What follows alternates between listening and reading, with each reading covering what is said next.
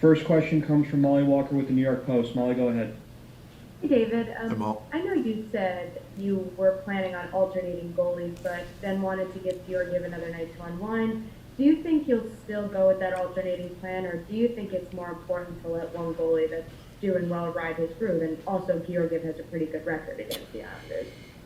Yeah, we really haven't. Obviously, that game's on Monday, so we haven't really talked much about it. We had a good, crisp practice today, and we'll talk more about those things on Sunday with Benny and I and the staff. And obviously, Shesty's played really well over the last few games, and but Georgie, like we've all talked about, Georgie's had an awful lot of success against the Islanders, and he certainly has played well during his time here in New York. So, that'll be a decision we'll make on Sunday.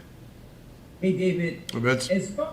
as far as your best players, who they have been this season, and the guys that you've leaned on the most, where does Adam Fox rank in that? Pretty high. I mean, it's amazing how, I don't want to say easy he's made the transition look to the National Hockey League, but, I mean, this is a guy that has stepped in from day one here and made an impact, both offensively and defensively. One of the things about him I think that is not talked about enough is how hard he competes defensively, his positioning. He's as well-rounded, he's a lot more well-rounded than people may give him credit for. And obviously people talk about his puck skills and how smart he is, but, defensively he's been really good for us too. So, I mean, certainly you would put him up there as one of our best players so far this year. David, speaking of best players, we talked a lot about your top six forwards, and it seems like, certainly Strome and Panarin have really exploded in the last little while. But Mika doesn't have the points to show for it. And just an assist last night on an empty net goal. You talk a lot about guys being rewarded for the good things they do, and I just wanted, if you could tell us, what's going on with Mika and how you see his season so far. Well, one of the things that has happened with Mika, he has certainly raised the bar to a level of elite, one of the elite players in this league. So obviously when we all watch him, that's what we compare him to. So, he certainly hasn't, with the start he has had, with having COVID and really not been able to do an awful lot before the season started, he certainly hasn't gone off to the start that he wants to, statistically, or we want him to. But he still has done good things, that's for sure. And sooner or later, the points will start coming, and he's going to be the elite player that we all have seen for a while. Not just that stretch last year, but I thought even 2 years ago he was creeping towards elite status, and and that's kind of what's happened. I think he's raised the bar. I think the expectations, not only here in New York, but I think in the hockey world, the expectations are high because of the bar he has set over the last 2 years. And, we have no doubt he's going to end up ultimately reaching that level here sometime soon. Coach, just wondering about Miller, just the way he plays. Seems like, very businesslike, doesn't get too emotional, up or down. Just talk about his mindset, the way he plays the game as a young man. Is it unique? Yeah, I mean, it's funny. He's quietly confident, and he's also hard on himself too. After the game he had a good game last night. Walking by him, he said, "Great job last night, nice win." I'm like, you can smile and enjoy this. We've just taken 7 out of 8. You continue to play big minutes and be a big factor in us winning hockey games. So, I think he's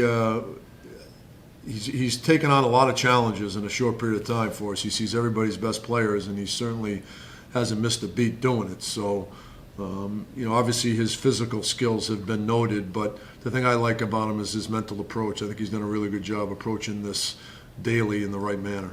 Coach, just to piggyback on that, the old adage is that players should never get too high and too low during the course of the season. Given the young roster and the success over these 4 games, how do you walk that tightrope? Letting them get a little high over what they've done. Well, I think with this break, I think you can probably enjoy it a little bit more. If we were playing tomorrow, I think you'd be moving on from it a little bit quicker. But it does feel good to sit here over the next 2 or 3 days, and including today, and enjoy a good win last night and a pretty good stretch so far. So, depending on your schedule, the schedule kind of allows you to either enjoy it a little longer or not. And we're able to enjoy the win last night a little bit longer than we normally would, just because of our schedule and these 3-4 days off. You said, everybody as a staff, everybody has to stop comparing Kakko to the player that you want him to be, the vision that you have for Kakko. You have to stop that comparison. He's only 19. Have you ever had to have that conversation with Kaapo himself to stop trying to be that player right now, or thinking he can be that player right now, as opposed to just improve, just get better and better?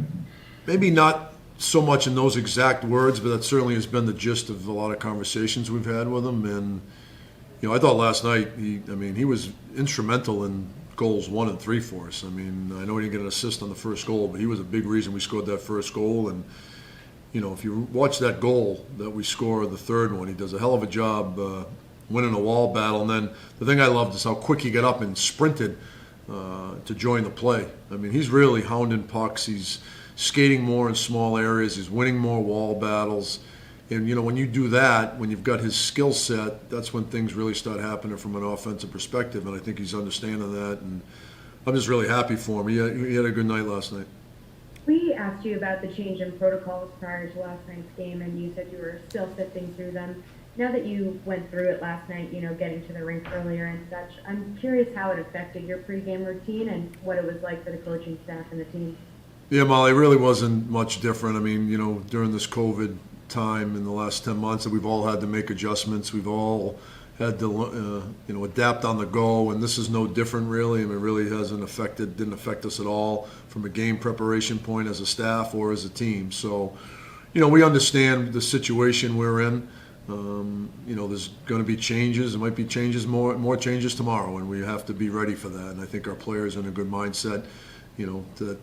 Things may change from day to day, and I think the less you think about it and just handle it and move on and don't use it as an excuse, the better chance you have of not letting it get in the way of winning and losing.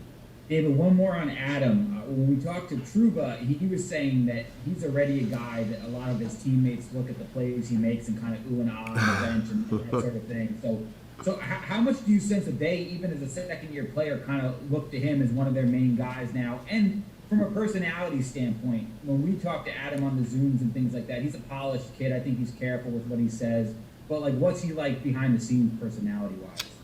He's very easygoing. Not a lot rattles him, and pretty much the way he plays. Not a lot rattles him. Pressure doesn't get to him. He's pretty cool, calm, and collected off the ice as well. So, but our guys recognize, what type of player he is, and I think not only our guys, but I think players across the league. I think you hear people talking about him. I do know other players talk about him after we play them, and they talk about the skill set he has and how smart he is and all the things he brings to the table. So it's not just his teammates, I think, that are in a little bit of awe at him from time to time with some of the things he does. I think the opposing team does as well.